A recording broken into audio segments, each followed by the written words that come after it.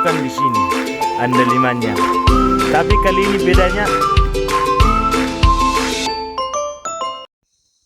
Buat teman-teman yang penasaran seperti apa itu pohon andaliman, inilah dia. Jadi bentuknya seperti ini ya.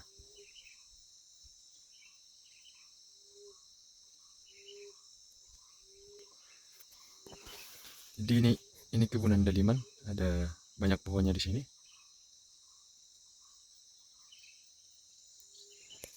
Kebetulan ini sebenarnya sudah tidak terlalu terawat ya. Ini sebenarnya seharusnya sudah bisa panen, tapi tidak dipanen, dia jadi mengering seperti ini.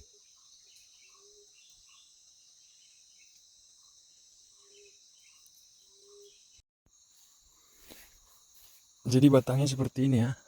Nah, ini dia batangnya tidak terlalu besar. Tidak terlalu besar dan ada duri. Ada duri di batang-batangnya sampai ke ranting-rantingnya pun ada duri. Ini. Dan dia berbuah mulai dari bawah. Di batangnya pun ada buahnya. Ini.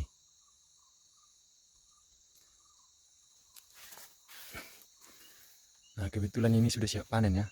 Untuk yang sudah siap dipanen mungkin ini. Ini sudah siap untuk dipanen. Kita tinggal ambil begini.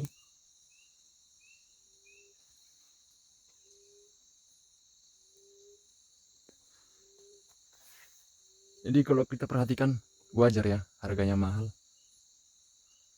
Karena memang metiknya pun susah kayaknya ini. Karena dia ada duri banyak ya. Di antara buahnya itu tumbuh di antara duri-duri, keluar di antara duri-duri. Jadi kita untuk mengumpulkan 1 kilo rasanya ini agak lama ya. Nah seperti ini dia kalau buahnya.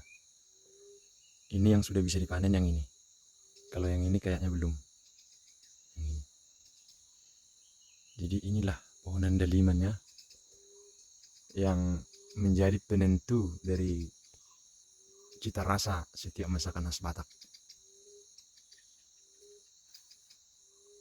Jadi pohonnya kayak pohon ceri ya, kayak pohon ceri, tidak terlalu tinggi.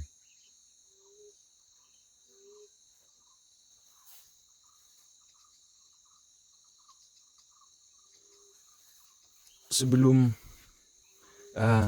tahun-tahun 2000-an, kalau di bawah tahun 2000-an, pohon ini andaliman ini tumbuhnya hanya di Habissaran, di daerah ada satu daerah namanya Habissaran di Tuba, di Kabupaten Tuba sana, di daerah Habissaran Persuburan.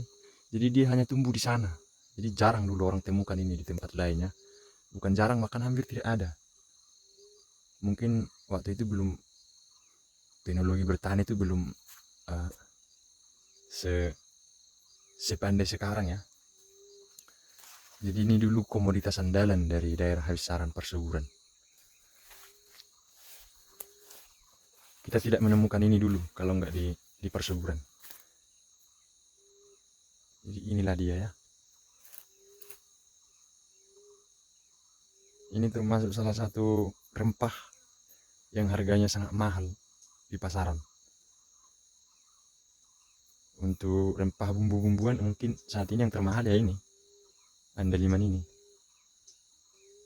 Kalau kita beli dari pohonnya mungkin sekitaran 80.000 atau 90.000 atau 100.000. Tapi kalau kita beli di pasar, pernah seingat saya ini tembus dengan harga 350.000 per kilo.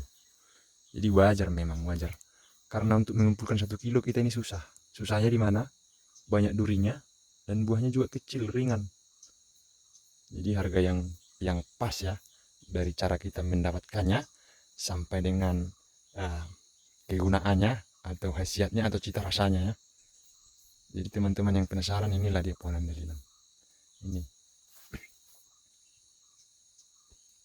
Untuk yang belum tahu rasanya gimana sih andaliman. Jadi sebenarnya ini pedas. Pedas dan menggetarkan lidah. Jadi rasanya itu kayak apa ya? Kalau kita bandingkan dengan bumbu yang lain, mungkin lebih mirip dengan lada. Tapi lada kan dia pedas tapi panas. Kalau ini enggak pedas, enggak panas dia. Dia cuman buat lidah kita itu kayak bergetar. Jadi cita rasanya itu pas banget dapat di lidah, tidak panas di perut. Kalau kita kebanyakan makan cabai mungkin yang panas di perut ya. Kalau kita banyak makan jahe, yaitu pedasnya itu mungkin panasnya di tenggorokan, kira-kira begitu ya. Kalau kita makan bawang banyak, mungkin yang panas itu di apa namanya, di hidung. Nah tapi kalau andaliman ini, dia itu rasanya di lidah. Kita makan banyak pun yang korban tuh lidah kita, bukan perut, jadi tidak masalah gitu ya. Ini luar biasa ini andaliman. Jadi setiap masakan khas Batak, baik itu sasang, tanggo-tanggo, naniura, tombur, arsik, sirapigi, dan semuanya hampir semuanya pakai sambal andaliman, pakai bumbu ini. Jadi khas ini termasuk khasnya Batak ya. Saya nggak tahu pasti apakah memang buah ini ada di tempat lain, ada di daerah lain ya selain di Sumatera Utara. Saya kurang tahu, tetapi saya rasa tidak ada ya, karena cita rasanya dari masakan-masakan daerah lain kita tidak pernah menemukan cita rasa andaliman saat kita cicipi ya. Jadi inilah dia andalimannya. Ini sudah siap panen tapi tidak dipanen kayaknya. Dan sepertinya pohon ini kalau dia tidak dipanen, dia akan mengering seperti ini.